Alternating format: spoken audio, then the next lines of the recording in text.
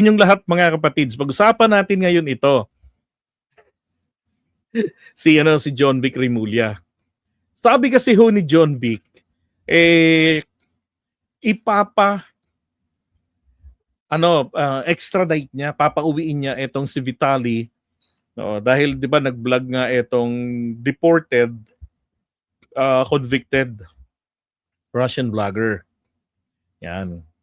Sinabi niya na sinuhulan niya yung jail guard para makagamit ng gadget. At sabi nga ni Vitaly, throughout my stay, I vlog.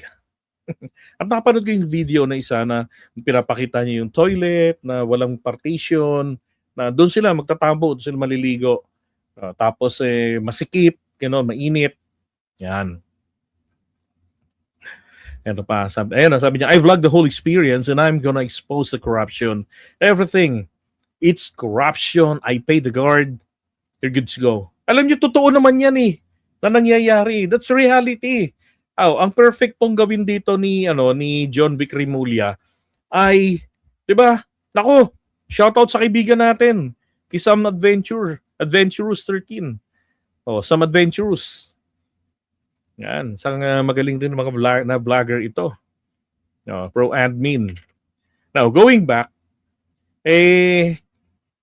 sabi ni John Vic, papabalikin sa Pilipinas para kasuhan. Ayos ka lang, may problema ka ba sa pag-iisip? Ang dapat doon, tugunan. Ano yung kanyang in-expose? Ano yung pinakita? Ito naman isa tangge. The incident occurred around June or July. Okay? We immediately conducted raids inside the facility, which resulted in the confiscation of gadgets that had been smuggled into the compound. Totoo pong nangyayari . Di ba? Ang problema ni John Vic, bakit yung vlogger ang gusto niyang kastiguhin? Di ba? Sinasabi nga natin palagi, do not shoot the messenger. Instead, listen to the message.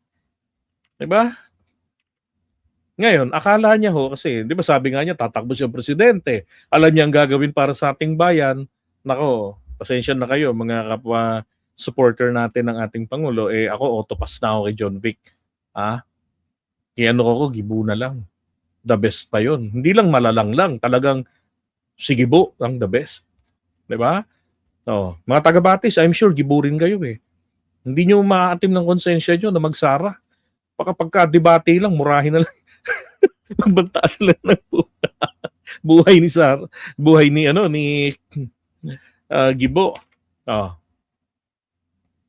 Yan. Posibleng kasuhan. The Russian vlogger si Vitaly posibleng kasuhan kung mapatunayang nagbayad ng jail guard. Sinabi na nga niya Di ba? Para makagamit ng gadget. Ang dapat yung gawin, dapat kasi dyan, linggo-linggo, nagpapalit kayo. Di ba? Ilipat-lipat ninyo yung mga tao para hindi nakakapagtanim ng kalokohan dyan sa loob. Nangyari, naka-stay doon forever hanggang tumanda na. Pumuti na yung uwak niya. Siyempre, nandong nakakagawa na ng kabulastugan yun doon.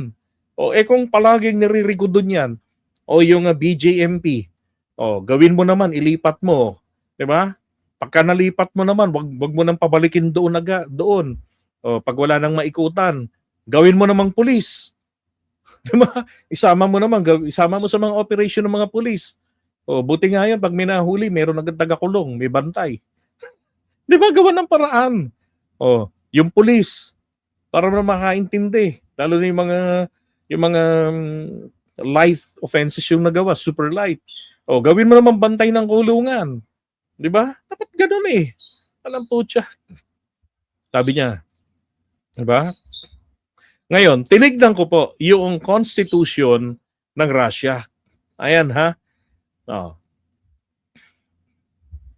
Russian Federation Constitution.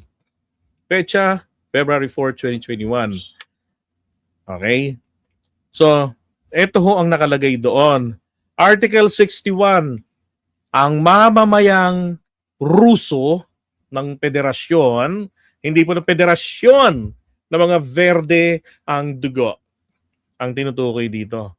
Ang tinutukoy po rito, mamamayang Russo-Russian citizen, sabi, may not be deported from the Russian Federation or extradited to another state.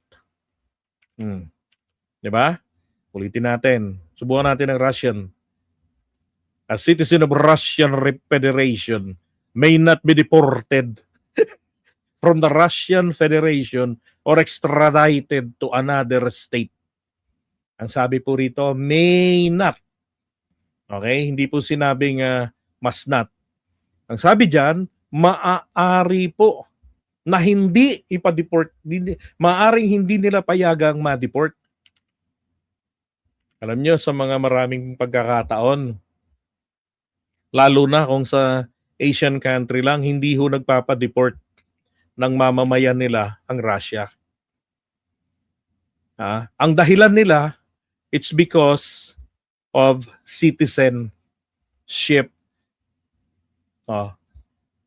Ito yung 2017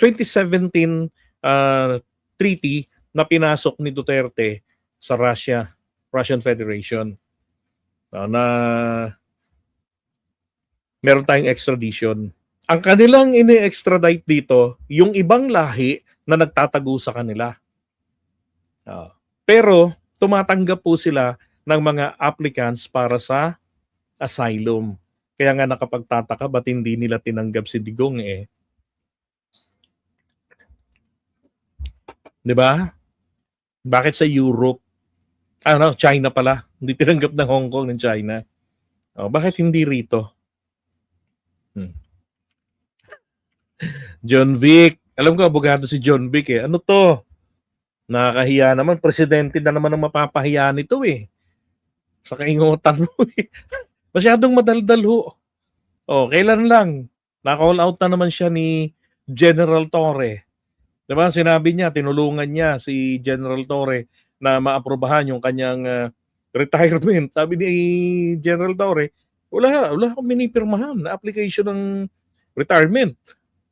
Kaya nga gusto yung mangyari, pag-usapan, malinaw. Pero nalinaw na rin naman na automatic yon. Pag-assume niya ng ibang posisyon, automatic katumbas na nun na maa-avail niya yung the best na option, which is the early retirement. Pero yung full benefits, kuha niya.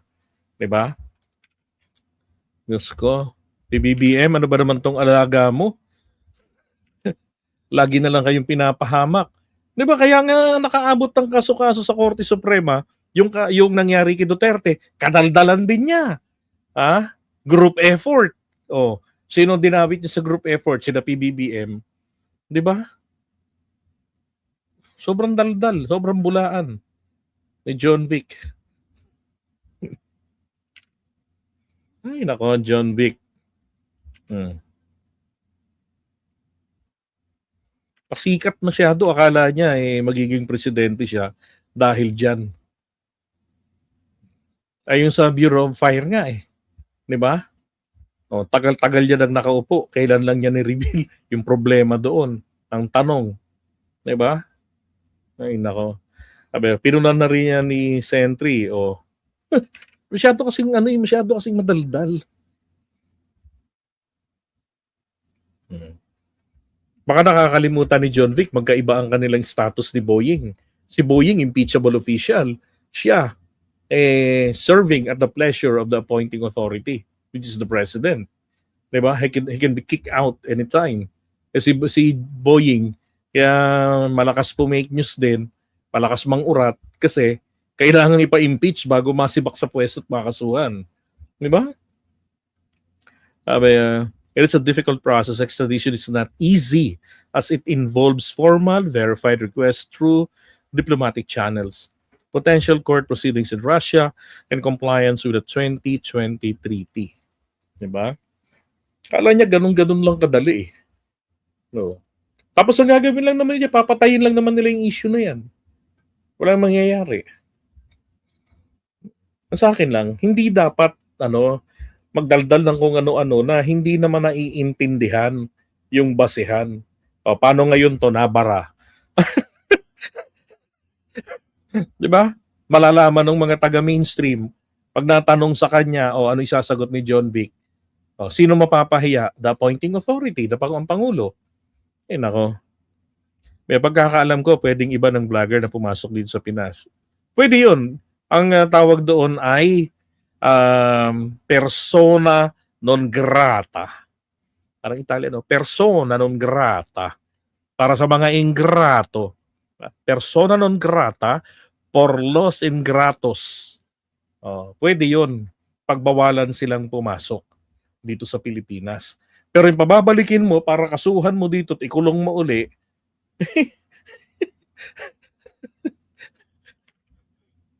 parang sobrang babaw naman nun. Diba? Naiinggit ba? Pinahamak nga niya si General Torre kay PBBM. Alam niyo naman, kinontent ko na yan dati, di ba? Sabi ko, walang nilabag na kahit si General Torre. Yung sinasabi nilang nag-overlap siya, walang ganon. Merong authority, which I showed. Kita niyo yun sa previous contents natin. I-search nyo lang doon yung sa Google ko yung General Torre, walang nilabag na batas, ganun. Makikita nyo na yun di ba? Sana maging maingat at pulido sa trabaho itong mga alagad ng ating Pangulo. Dapat ganun din yung DOTR secretary natin, ng putya. Pareho lang sila. Okay? So, iwan